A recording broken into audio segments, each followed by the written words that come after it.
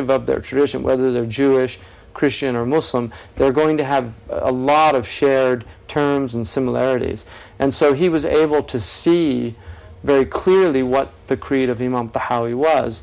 It's a summation of Muslim belief in 130 statements. And what he articulated is that Christians, it would be very useful for Christians to read this, because in a very short time they can get a beautiful and concise summation of what Muslims believe exactly. And so I thought that was very useful, how he articulated that. So for instance, you have the Nicene Creed in Christianity, the Athanasian Creed. You have these different early creeds of the Christians, the Didache, and they articulated early Christian belief. There was a lot of debates in Christianity. And in the Islamic tradition, you had early on you had quite a few splits. You had the Mu'tazilite, you had the Khawarij, you had the Mutakallimun, who were more dialecticians working in a Hellenistic tradition and using a lot of Hellenistic terms. And then you had people like Imam Tahawi that were really trying to articulate a creed that was rooted directly in the Quran and when necessary in the Sunnah.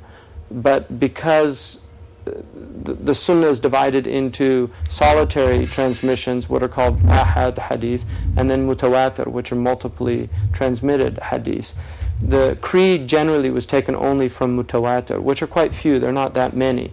So it was very important for them not to really distinguish what was essential and what was incidental. And that's what Imam Tahawi tries to do. He really lays out what is essential. One of the major problems in Muslim discourse today is that Muslims get involved in a lot of these, what are called far'iyat, the branches, and they forget about the roots. And so they get caught up and they argue about these things that really there's no need to argue about them, because one, most of them are insoluble.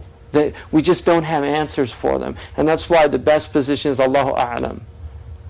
But the essentials, the Muslim religion, it's an incredibly unified religion. I mean, it's one of the stunning aspects of our religion. If you really look at these early articulations, what you find is that they agreed on their religion to an extraordinary degree. And for that reason, Muslims were reasonably well united. I mean, one of the beauties of our tradition, if you go from Indonesia to Morocco in the pre-modern classical formulations, what you're going to find is there were basically three creedal formulations that were being taught. The Maturidi, from Abu Mansur al-Maturidi, he's a 4th century, late 3rd, early 4th century scholar. Abu Hassan al-Ash'ari. And then you have what could be considered an Athari tradition. I mean, people today would probably call it a Salafi tradition. And these three, although they differed, I mean, they're actually very close. I mean, there are differences, but they're so close that those differences are rather negligible. And for that reason, they tend to respect each other. I mean, you have periods where they locked horns, particularly with certain, amongst the Hanabila, there were a certain group of Hanabila that tended to lock horns with the Ash'aris. Baghdad tended to be in Baghdad there were a lot of problems. Yeah, and you find that amongst in the early period. But you find that in fiqh also. Imam Tabari was attacked by the Hanbalis. His house was literally seized, and they threw rocks at him.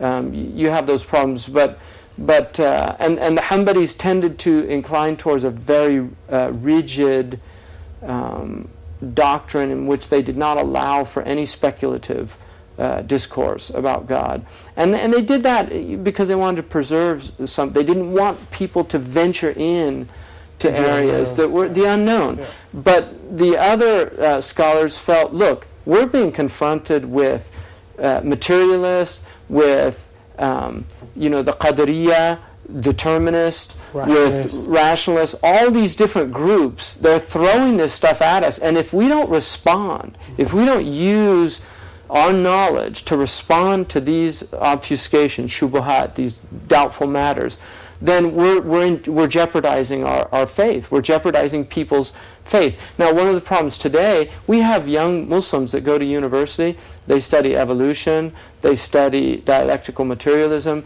they study postmodernism, they study, and then you have people say, "A'udhu billah, it's a bid'ah to teach them, aqeedah or something like that." They're being confronted with really difficult concepts, and then they've got teachers that are very clever. I mean, in Europe, atheism is quite widespread. There are a lot of people. You have people like Richard Dawkins, who write very sophisticated books, and they come with very strong arguments, and people read these and get confused. Somebody came up to me last night, I gave a talk, and somebody came up to me last night, and she just said, how do you logically prove the existence of God? Is it something you can prove? Well, for Muslims, the Quran says, "Afillahi shak." Is there any doubt about God? I mean, that's a rhetorical question from God. Is there any doubt about God? The Quran begins, Alif Lam Mim, ذَلِكَ الْكِتَابُ لَا رَيْبَ فِيهِ. This is the book, there's no doubt in it. Now, people can say, well, so you have a self-attesting book.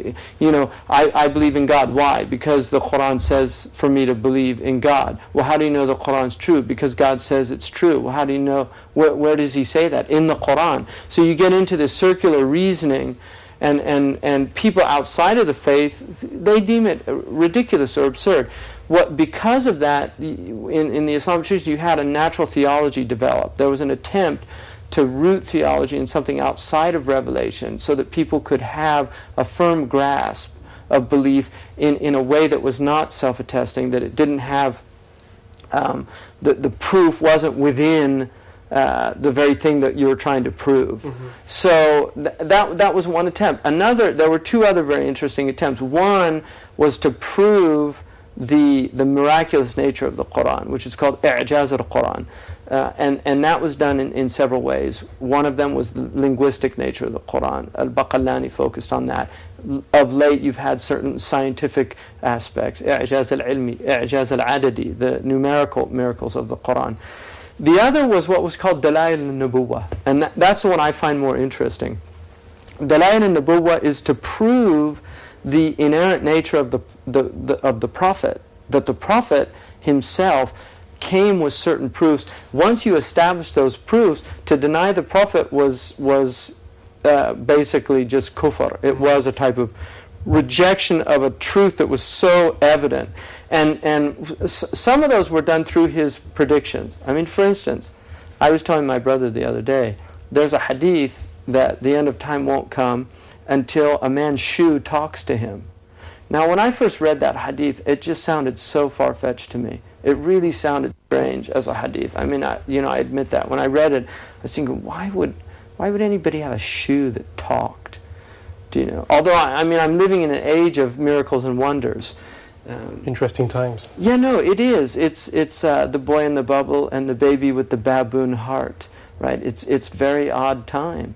So you have, if you look at this hadith about the talking shoe, so I read that years ago, and well, lo and behold, a couple months ago, I'm reading the New York Times, and there's an article, "These shoes are made for talking."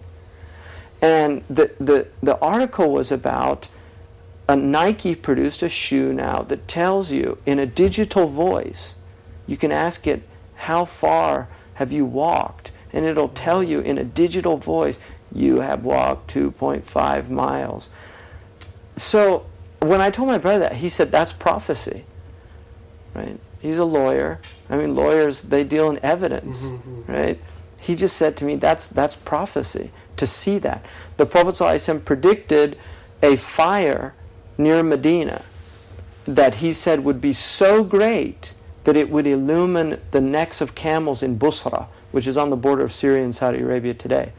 Now, that sounded crazy at the time for somebody to think of that, the Arabs, to think of a fire so great that it would illumine a place in Syria. Well, lo and behold, 1258, there was 6 major volcanic eruptions just outside of Medina. A fire extended 200 kilometers. I've seen it. I've been there. And 70 kilometers wide. Now, I was there with a Welsh geologist who is not a Muslim, scientist, and we filmed him outside of the haram, and we have him on tape, and this lava flow went towards the city, and right before it got to Medina, it literally begins to go uphill. So against the force of nature. The force of gravity, it goes up towards Mount Uhud. And I asked him, why did it turn like that? Because you can see it on the satellite thing. He said, I have no scientific explanation for that. This is a PhD in geology.